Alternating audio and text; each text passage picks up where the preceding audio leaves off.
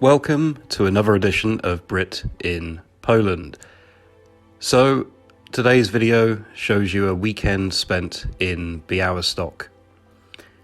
And as a reminder, if you like this video, please give it a like. If you would like to see more videos of this type, please subscribe. And feel free to check out my playlists for other locations in Poland. Białystok is certainly a unique place with a certain charm. So enjoy.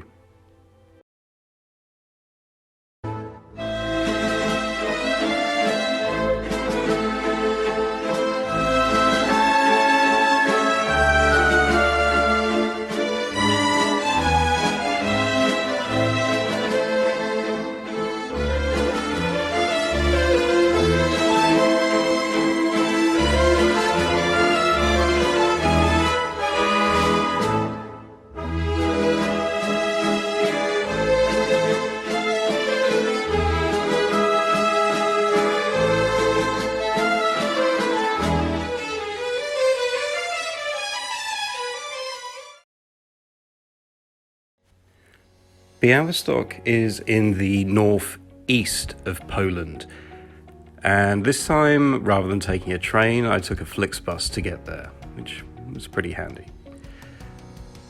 The city centre isn't that massive, but ideally you're probably going to look at this area if you're going there for a weekend.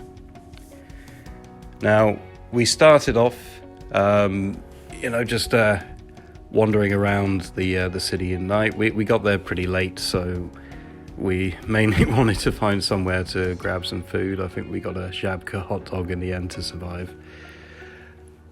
But we thought, well, since we're here, let's try and see what Białystok is about.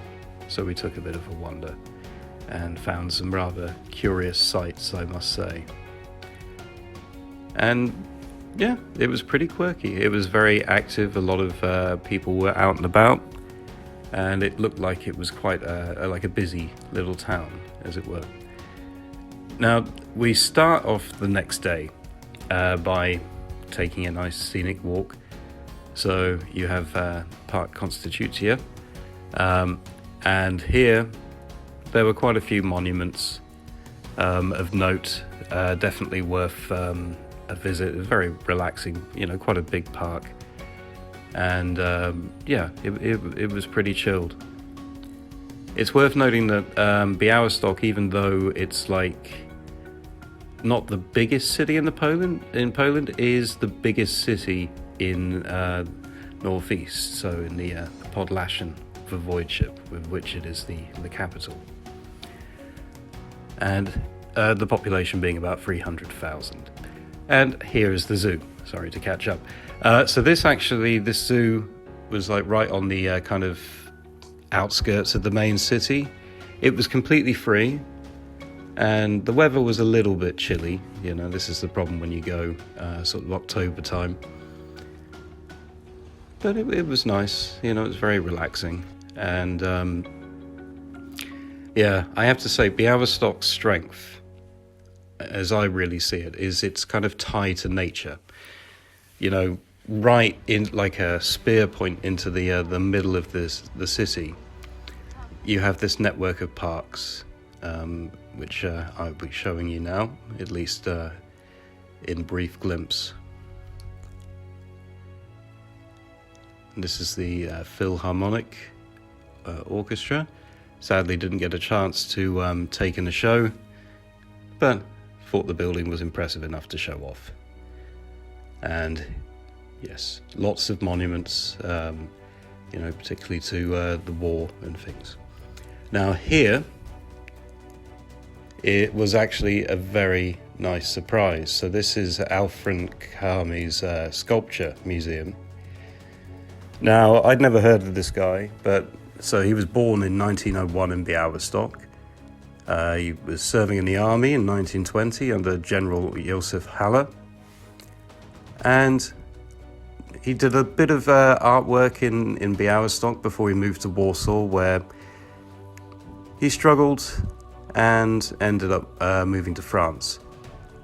After moving back to Poland, he focused on his sculpture and won a great many awards. Won so many awards. And some of his recreations are like Einstein and Hemingway, and it's really a place you have to see.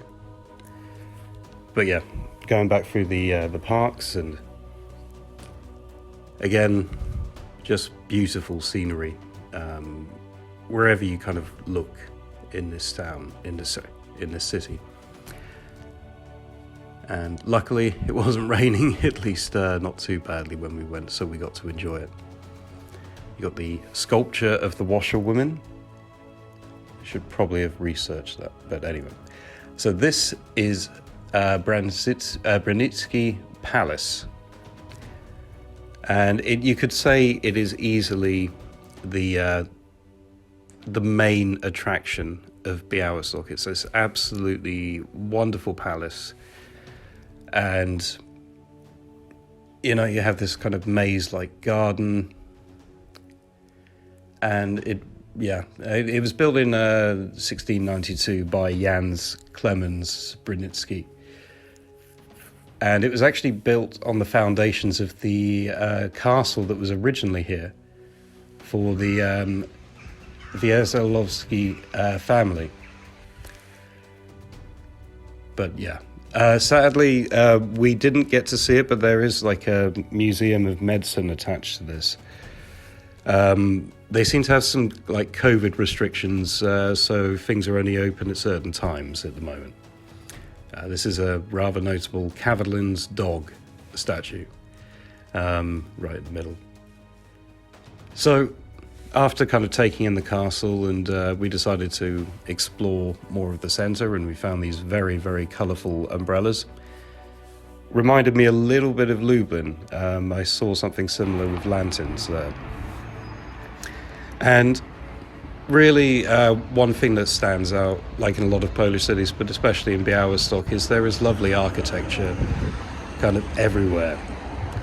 And this is the Army Museum. Again, sadly, didn't quite get in there. They were closed to clean it for COVID at the time. And the Cathedral of the Blessed Virgin Mary. This is definitely the landmark that really, it stands out a mile. I mean, Poland is quite renowned for its cathedrals, but this one, you could probably argue it's one of the more dramatic sights you see in Poland when it comes to these structures. But again, really kind of holy aura when exploring this place. I have to admit, I always get impressed. Now, one thing to note about Białystok is actually it's home to a man called Zamenhof, who you might know as the creator of Esperanto, the most widely used constructed international auxiliary language. So, pretty impressive. And Białystok, of course, sculptures everywhere, beautiful buildings in the centre. I believe this is Lipova Street, which is the main one that runs through the city. It's about 800 metres or so. The market square, it was very quiet, but, again, as with these big Polish cities, you get some wonderful views. So this is a sign inside the Podlasia Museum. I have to admit, Białystok needs to take a few hints from, say, Katowice when it comes to museums. But still, I always like to explore and try and learn something of the culture. And there were these wonderful market stalls where, they were selling all kinds of foods and crafts and things like that. And again, just I love these things. The first time I saw anything like this was in Krakow back in the day, and it's always refreshing. I would have loved this as a child, definitely. And we stopped and we picked up some kind of bread rolls. And this place I highly recommend for food, by the way. It was lovely kind of Polish, like Lithuanian cuisine in there. And worth noting that, of course, Białystok is pretty close to Lithuania.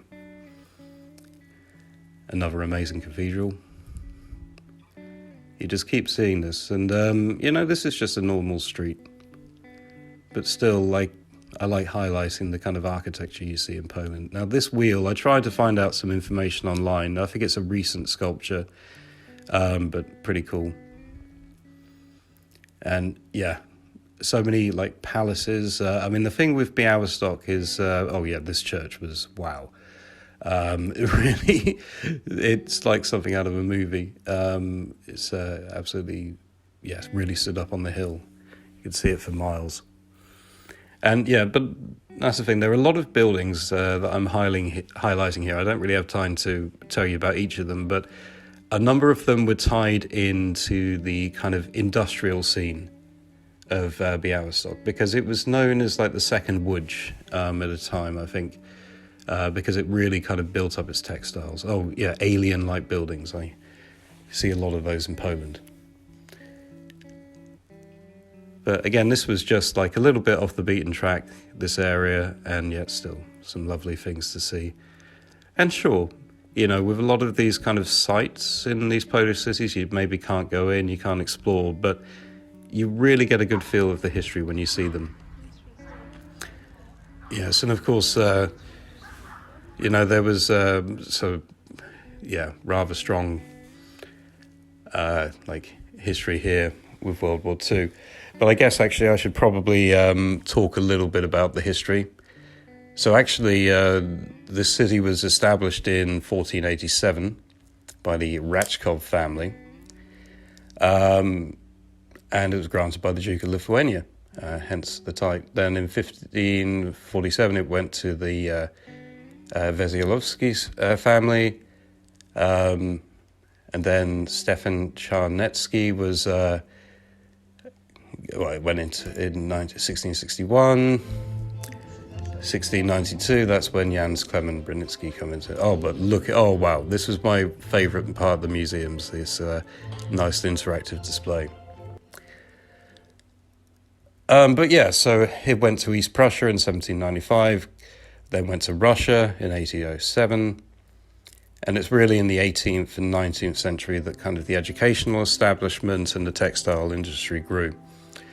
In 1870, of course, remember this is under the time of Russia, Polish was banned as a language, and from 1912 it was kind of a transit site for the deportation of Poles to Siberia.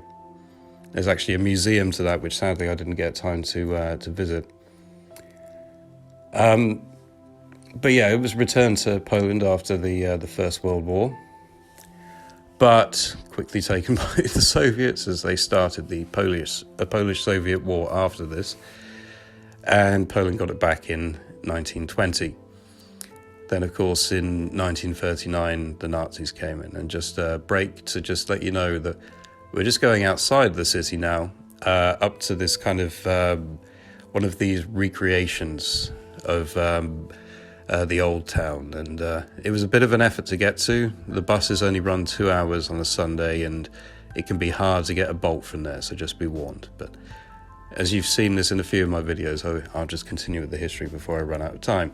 1939 went to the Nazis, but then they passed it to Russia as part of the Soviet-Nazi Molotov-Ribbentrop Pact, retaken by the Nazis in 1941, and 56,000 Jewish residents of the town were confined to a ghetto.